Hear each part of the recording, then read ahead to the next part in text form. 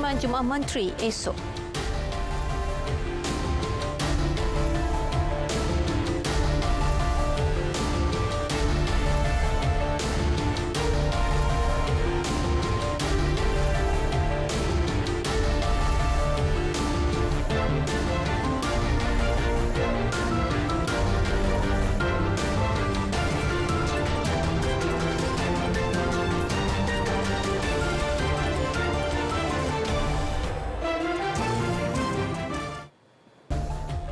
Assalamualaikum dan salam perpaduan. Ada bersama saya Miza Usni Muhammad dalam berita tengah malam.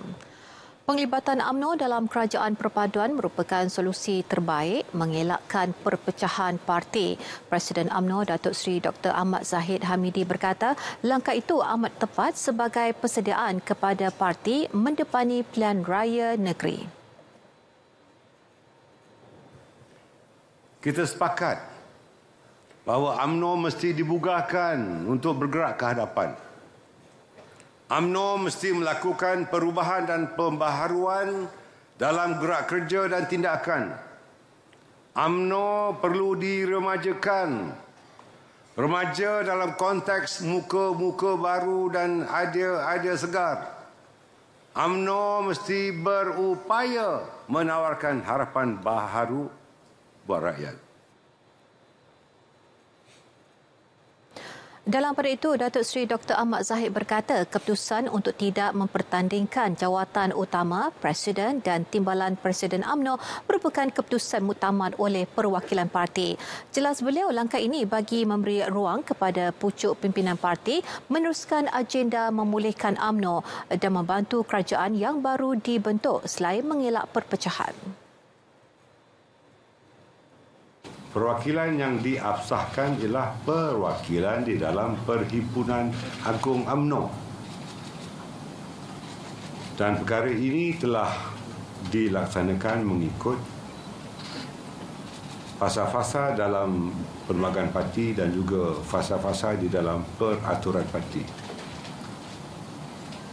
Jika ada berita-berita yang mengatakan terdapat perwakilan yang tidak sah berada dalam Dewan ataupun ada perkara-perkara yang tidak diikuti oleh pengurusi tetap, saya yakin perkara itu telah mendapat nasihat daripada penasihat undang-undang UMNO sendiri yang juga yang merupakan pengurusi lembaga disiplin UMNO.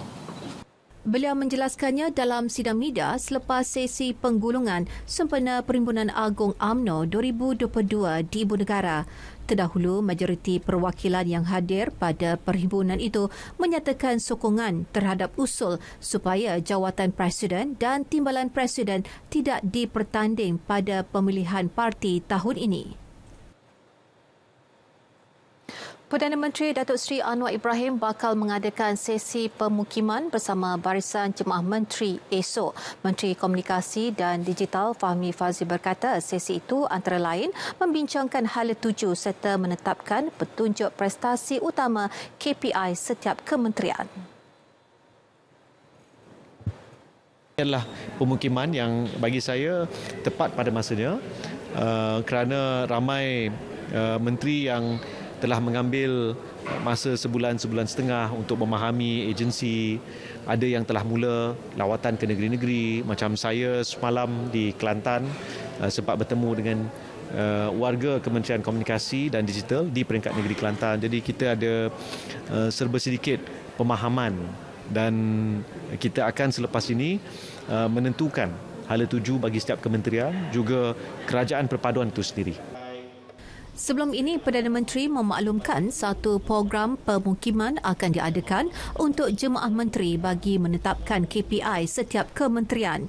Selain bertujuan mendapatkan input daripada menteri selepas lebih sebulan memikul tanggungjawab serta mengemukakan perkara yang dapat dilakukan atau diperbaiki. Dalam perkembangan lain, Fahmi memberitahu satu pusat kawalan bagi mengenal pasti kawasan di Sabah dan Sarawak yang mengalami gangguan perkhidmatan telekomunikasi akan diwujudkan. Keperluan bagi membolehkan tindak baik pulih yang komprehensif segera dilaksana untuk kemudahan pengguna terutama di luar bandar.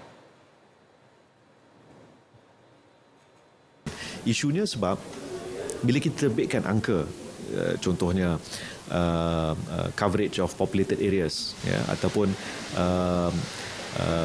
rangkaian yang meliputi jumlah kawasan berpenduduk mencapai 97% untuk 4G contohnya. Tapi realiti ramai yang mengadu sama ada tak ada line ataupun kelajuan rendah. Jadi ini antara perkara-perkara yang kementerian dan juga SKMM sedang teliti. InsyaAllah dalam masa terdekat kita akan buat beberapa pengumuman untuk mula menyelesaikan secara komprehensif. Pihaknya juga sudah merangka dasar baharu bagi mewujudkan kesaling hubungan antara syarikat telekomunikasi, seterusnya menyelesaikan isu gangguan perkhidmatan. Hampir RM600 juta kerugian direkodkan sepanjang tahun lepas akibat jenayah cyber. Timbalan Menteri Komunikasi dan Digital Teo Nii Chin berkata, mendedahkan perkara itu, berkata data menunjukkan masalah jenayah cyber di negara ini adalah serius. Justru KKD akan memfokuskan hala tuju untuk mendidik masyarakat supaya lebih celik digital dan melindungi diri daripada menjadi mangsa jenayah cyber. Antara yang akan dilaksana kerjasama dengan pihak penyedia platform media sosial dalam mempromosikan program Stop for 3 Seconds yang bakal dilancarkan bulan depan dan Mac ini. Juga adalah bagaimana kita mendidik dan juga meningkatkan literasi digital supaya pengguna media sosial ini menjadi lebih celik digital. Dan saya rasa gembira kerana selepas mesyuarat bersama dengan TikTok, mereka juga akan bantu untuklah menyampaikan agenda KKD ini. Jadi pada bulan Februari yang Mac ini, syarikat ataupun platform provider seperti TikTok juga akan lancarkan program seperti Stop for 3 Seconds. Kita cakap Stop for 3 Seconds kerana 3 Seconds itu akan bantu kami untuk fikir benar ke maklumat itu adalah sahih atau tidak sahih. Dalam pada itu, beliau turut memaklumkan pihak penyedia platform media sosial juga akan membantu mempromosikan talian 997 yang merupakan Pusat Respons Scam Kebangsaan NSRC. Terdahulu, Teo Nii Chin menyantuni 24 warga KKD yang terjejas banjir di Taman Desa Tanjung Damai, Kuala Nerus. Saya, keluarga saya dan mungkin warga TD taman saya ini memang betul-betul ikhlas mengucapkan ribuan terima kasih kepada pihak KKD yang sudi datang berkunjung. Banjir ini tidak dijangka sebab biasa banjir di kawasan hadapan je. Yang banjir tahun lepas sampai dekat kawasan rumah jugalah orang kata. Benda ni di luar jangkaan. Dalam pada itu, penubuhan Pusat Respons Scam Kebangsaan atau National Scam Response Centre NSRC bertujuan membantu mangsa penipuan cyber bertindak segera daripada terus kerugian akibat pengeluaran wang tanpa sekatan, dan ini termasuk membekukan akaun dan menyekat pengeluaran wang oleh penjenayah. PDRM dalam kenyataan menyebut mangsa boleh menghubungi NSRC melalui talian 997 yang beroperasi setiap hari bermula 8 pagi hingga 8 malam. Mangsa penipuan juga perlu membuat laporan polis dan laporan ke pihak bank berkaitan untuk tindakan siasatan lanjut. NSRC merupakan inisiatif bersama agensi-agensi kerajaan yang berkaitan menangani kes-kes jenayah cyber dengan lebih berkesan dan bersepadu. Orang ramai juga dinasihat agar berhati-hati menyalurkan maklumat berkaitan pembankan peribadi kepada mana-mana pihak. Kes jangkitan COVID-19 dijangka tidak akan meningkat pada Tahun Baru Cina mengambil kira statistik sewaktu Aidilfitri, Aidiladha dan Pilihan Raya Umum sebelum ini. Meskipun penularannya terkawal, Menteri Kesihatan Dr. Zaliha Mustafa menegaskan pemantauan menyeluruh akan terus dilaksana. Orang ramai diingatkan agar patuh SOP bagi mengelak dijangkiti. Walaupun pada kali ini kita menjangkakan kemungkinan tidak ada kenaikan kes, tetapi kita tetap berhati-hati dalam dan langkah berjaga itu sentiasa kita laksanakan, dan kita akan pantau seperti yang saya sebutlah dengan rapatlah kita ada yang saya pernah sebut juga dulu, CPRC, laporan daripada negeri, semua kita dapat pantau hari demi hari, dan dalam keadaan yang sangat berhati-hatilah ya. Pemantauan kes COVID-19 dilaksana Pusat Kesiapsiagaan dan Tindak Cepat Krisis CPRC yang berpengkalan di Kementerian Kesihatan Putrajaya. Kementerian Kesihatan memfokuskan kepada penambahbaikan fasiliti perkhidmatan di semua hospital dan pusat kesihatan seluruh negara termasuk Sabah dan Sarawak. Menerusi bajet yang diperuntukkan, kementerian tidak merancang pembinaan hospital baru, sebaliknya meneruskan projek pembinaan sedia ada. Pembentangan bajet akan dibuat sekali lagi pada sidang parlimen, seterusnya untuk mendapatkan jumlah sebenar perbelanjaan diterima kementeriannya. Kita harap bajet yang akan diberikan itu nanti akan membantu kita untuk membuat dua perkara tersebut, di mana kita melihat perkara-perkara yang menjadi prioriti kita, insya-Allah. Dan itu akan diputuskan bersama dengan kementerian, bergantung kepada keputusan di parlimen nanti, insya-Allah. Kedudukan status Sabah dan Sarawak kepada wilayah jelas menunjukkan Kerajaan Perpaduan pimpinan Perdana Menteri Datuk Seri Anwar Ibrahim mengambil perhatian terhadap Perjanjian Malaysia 1963 MA63. Menteri Sains, Teknologi dan Inovasi Sabah, Datuk Dr. Muhammad Arifin Muhammad Arif berkata ia merupakan satu lagi langkah positif dalam merealisasikan MA63. Perhatian mendalam Perdana Menteri terhadap perjanjian itu juga memanfaatkan sektor pendidikan Sabah menerusi beberapa perkara yang telah diluluskan sekaligus dapat memajukan Sabah. Misalnya pada tahun lepas kita telah mendapat 120 lebih juta, dan kesemua ini yang amat berhormat Ketua Menteri telah menjadikan peruntukan yang telah diberikan ini untuk membangun rumah SMG, rumah mesra SMG di seluruh negeri Sabah.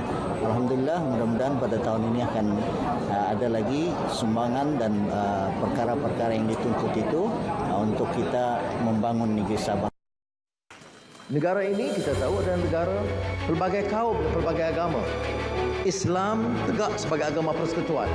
Kita mahu ada peningkatan kefahaman agama bukan sahaja di kalangan orang Islam dan juga bukan Islam. Jika tidak, bibit-bibit Islamofobia yang tertanam dari zaman penjajah itu mungkin mempengaruhi dan mengelirukan kita. Menjadi agama itu bukan bahan dakwah yang membawa kasih sayang dan hikmah, bukan ke arah kebaikan lagi, tetapi permusuhan. Bertemu kembali. Seorang kanak-kanak dijumpai bersendirian dengan kesan kecederaan di beberapa bahagian badan di tepi Jalan Simpang 3 berhampiran Pangsapuri Ceras Utama Batu 9 Kajang, Selangor. Ketua Polis Daerah Kajang ACP Muhammad Zaid Hassan memaklumkan kanak-kanak dianggarkan berusia 4 tahun dan tidak boleh bertutur. Dalam bahasa tempatan itu, ditemukan seorang lelaki pada 11.30 malam semalam selain tiada sebarang butiran atau dokumen pengenalan diri dijumpai. Polis mensyaki mangsa bukan warga tempatan kerana tiada sebarang kesan suntikan vaksin di bahunya. Mangsa telah dirujuk dan ditempatkan di ward kanak-kanak Hospital Kajang bagi rawatan lanjut serta berada dalam keadaan sihat dan stabil. Kertas siasatan telah dibuka mengikut Seksyen 31/1/A Akta Kanak-Kanak 2001. Orang awam yang mempunyai maklumat tentang kejadian boleh menyalurkannya ke mana-mana balai polis atau menghubungi pegawai penyiasat seperti nombor yang tertera. Video penemuan kanak-kanak terbabit tular di media sosial.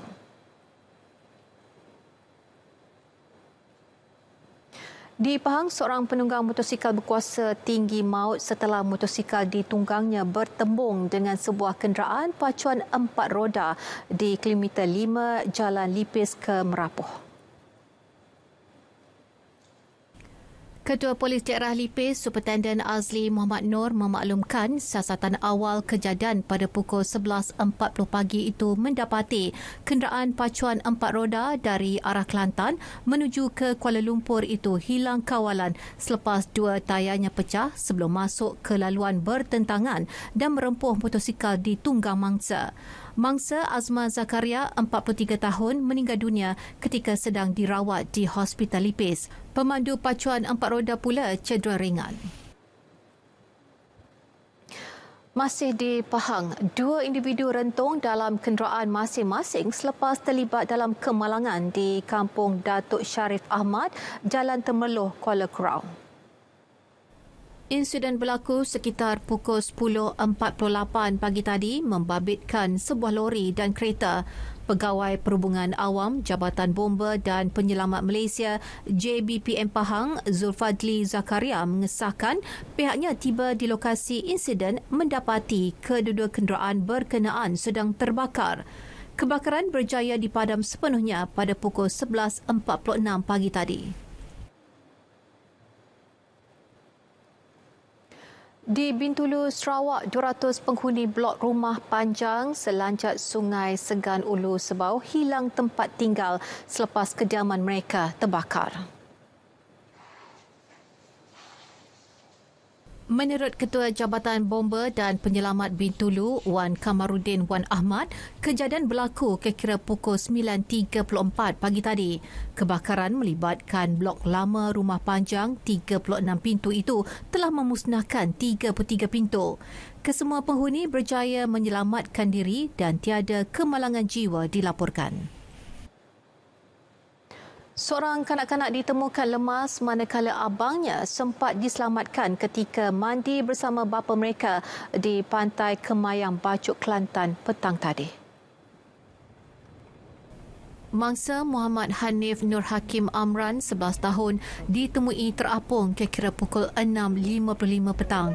Ketua Operasi Balai Bomba dan Penyelamat Bacok, Zamizi Muhammad berkata, sebaik menerima laporan sekitar pukul 5.55 petang, 7 anggota bergegas ke lokasi untuk operasi menyelamat. Sebaik tiba, pihaknya mendapati abang kepada mangsa, Muhammad Hanif Lokman, 12 tahun, sudah diselamatkan oleh orang awam manakala operasi mencari adiknya diteruskan.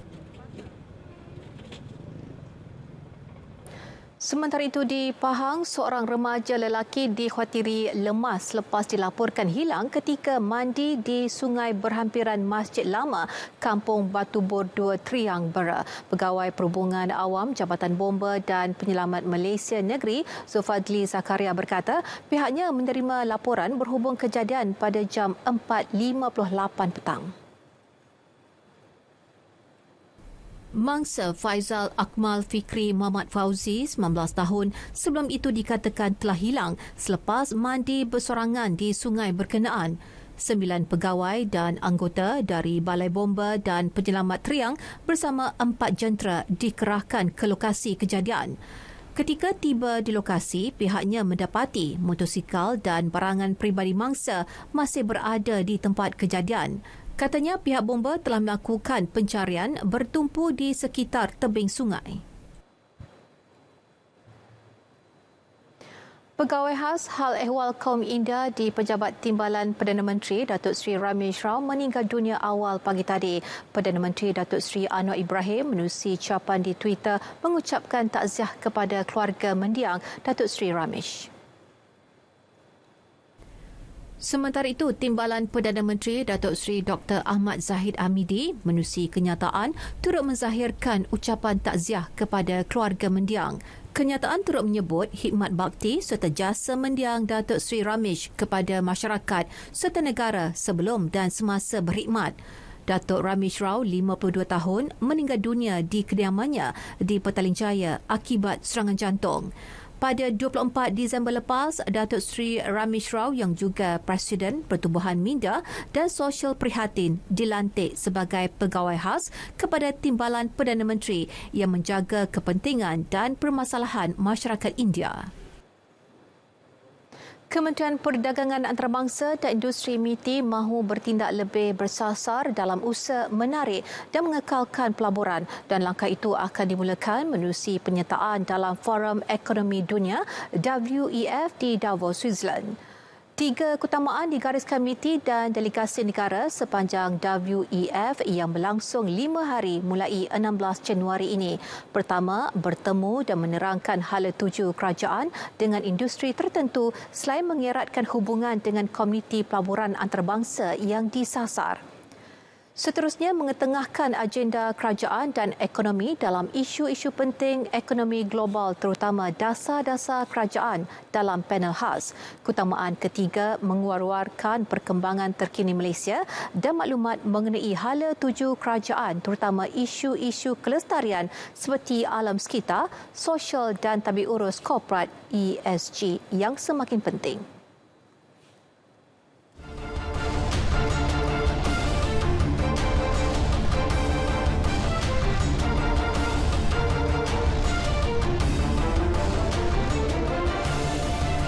Piala Dunia 2023, Malaysia terpaksa akur dengan kehebatan Belanda selepas tumpas 0-4 dalam aksi pertama kumpulan C.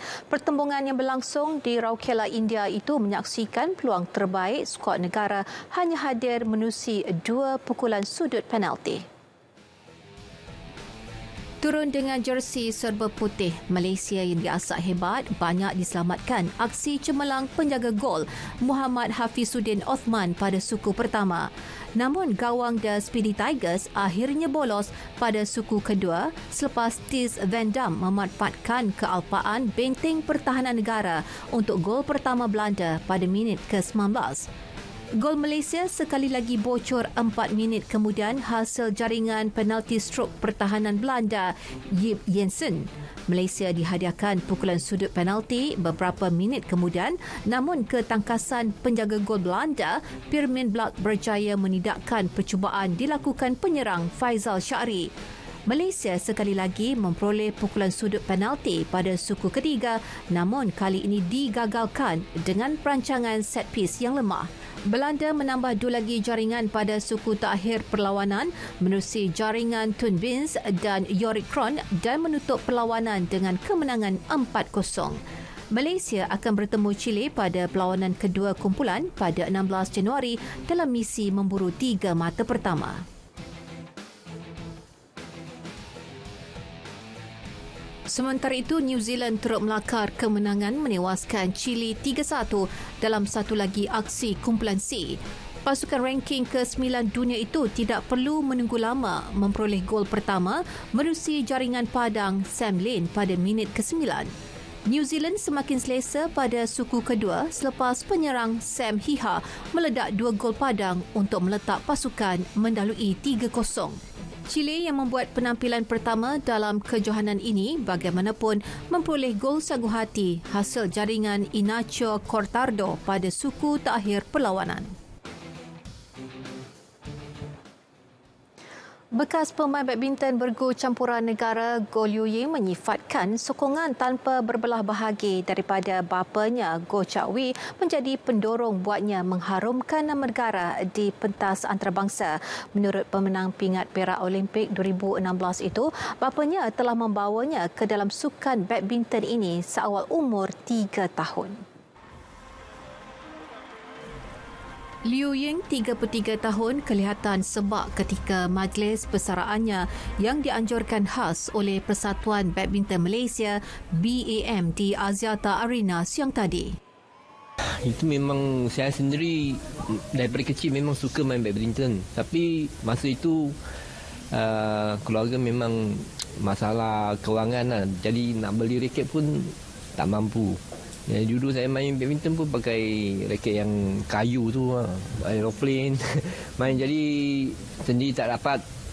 Jadi national player pun itu saya harap lah dia boleh ganti babak jadi pemain nasional lah. Atlet kelahiran Alun Gajah, Melaka itu turut berharap agar lebih ramai pemain pelapis wanita dapat dilahirkan untuk mengharumkan nama negara di pentas antarabangsa. Kat Malaysia memang kita kurang player wanita. Jadi saya harap lepas ni boleh ada orang lagi melebihi saya punya achievement. Malaysia juga boleh menumpukan banyak perhatian kepada semua player wanita supaya kita boleh buat lagi bagus dengan development. Yeah. Bercakap mengenai perancangan masa depannya pula, Liu Ying bercadang menganjurkan beberapa siri kejohanan bermula dengan pertandingan badminton buat pemain amatur muda dan veteran selepas ini. Liu Ying yang merupakan antara pemain bergu campuran terbaik pernah beraksi untuk negara kembali berganding dengan Peng Sun pada terbuka Malaysia kali ini namun tersingkir di pusingan pertama Selasa lepas. Aksi itu menjadi pengakhiran selepas memulakan gandingan bersama Peng Sun 13 tahun lepas. Persatuan Renang Para Malaysia PRIPMA telah mengenal pasti beberapa atlet pelapis yang dilihat mampu menjadi pengganti perenang senior Jamari Siga. Presiden Persatuan Renang Para Malaysia PRIPMA, Datuk Seri Megati Syahriman Zaharuddin berkata senarai tersebut akan dikemukakan kepada Majlis Sukan Negara MSN selepas sambutan Tahun Baru Cina. Memang kita ada kaum B dan juga pelapis yang memang kita dah tunjukkan di Bahrain Games last year tahun lepas dan juga di Solo. Kebanyakannya atlet yang baru ni datang daripada negeri-negeri. So 7 negeri dan juga lagi 4 negeri yang akan datangkan atlet. All the new atlet comes from all the state. So kita akan buatkan satu kejutan insya-Allah dan saya percaya dengan performance yang mereka dah tunjukkan daripada tahun lepas hingga tahun ini, I think they will be able to perform further the next 5 years. Dan saya pasti pengganti Jamari Siga ada dan saya harap sahabat saya Jamari Siga itu dapat juga membantu Persatuan Renang di Sarawak. Dan beliau berkata demikian selepas mesyuarat agung tahunan pertama PRIPMA di Pejabat Majlis Paralimpik Malaysia MPM di Kuala Lumpur. Sebelum ini, PRIPMA telah menyertai beberapa kejohanan yang dianjurkan dalam usaha awal menggilak bakat dan prestasi atlet muda, antaranya di kejohanan Sukan Para Remaja Asia AYPG Bahrain 2021 dan Tamasya Sukan Para ASEAN di Solo, Indonesia tahun lalu. Jamari meraih pencapaian 2 emas dan 1 perak dalam Sukan Para ASEAN Kuala Lumpur 2017 bagi acara 50 meter kupu-kupu lelaki dan 200 meter gaya bebas lelaki S5. Baik, berita tengah malam berakhir di sini. Dapatkan perkembangan sahih sepanjang masa melalui portal berita rtm.gov.my. Yang sahih di RTM, salam perpaduan dan selamat beristirahat.